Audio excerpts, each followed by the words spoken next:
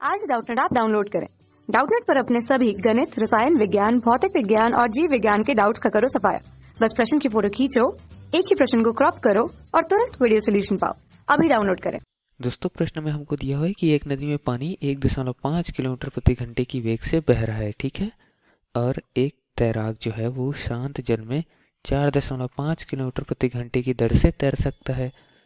एक घाट से तैरना शुरू कर नदी के दूसरे घाट 1.5 किलोमीटर तक पहुंचने के लिए उसे कितना समय लगेगा यदि दूसरा घाट पहली स्थिति में क्या दिया हुआ है, नदी के बहाव की दिशा में हो, दूसरी स्थिति में नदी के बहाव के विपरीत दिशा पर हो, ठीक है।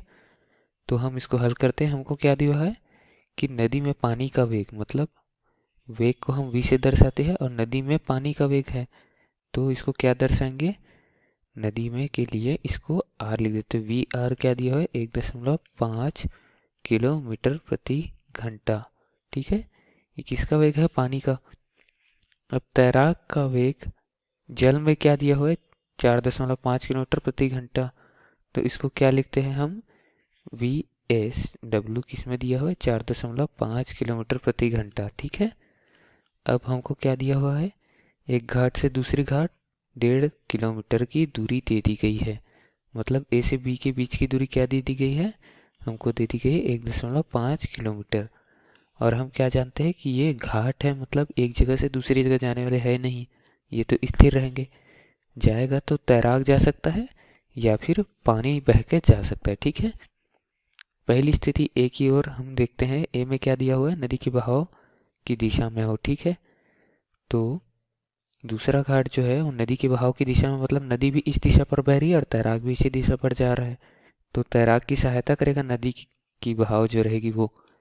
तो वेग क्या हो जाएगा, तैराक का जमीन के सापेक्ष वेग क्या हो जाएगा, हमको क्या निकालना है, तैराक जो है उसका ए बी के सापेक्ष, मतलब जमीन के सापेक्ष हमको वेग निकालना है। वो क्या हो जाएगा, तैराक का पानी के सापेक्ष वेग धन पानी का जमीन के सापेक्ष वेग, ठीक है।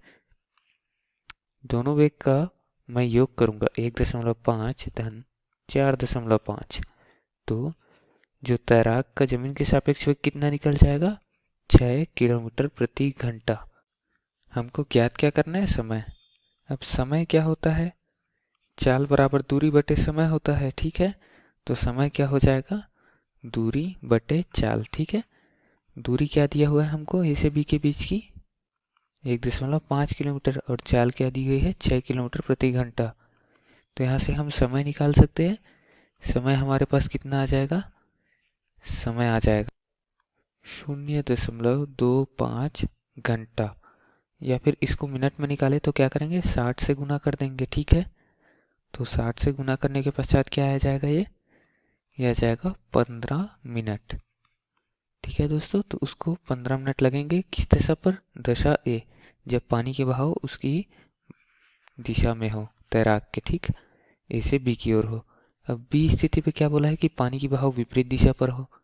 तो जो तैराकी का वेग है किसके सापेक्ष, जमीन के सापेक्ष, वो कितना हो जाएगा, तैराकी का जल के सापेक्ष वेग ऋण जल का जमीन के सापेक्ष वेग, ठीक है। अब जल का वेग ऋणात्मक मैंने क्यों लिया है, क्योंकि बहाव की दिशा क्या है, नदी के बहाव की दिशा विपरीत दिशा में है, किसके, दूसरे घाट की। ए से बी की ओर नहीं होके बी से ए की ओर है, तो तैराकी को ज़्यादा मेहनत करना पड़ेगा, या फिर तैराकी का जो सापेक्ष वेग है वो कम हो जाएगा।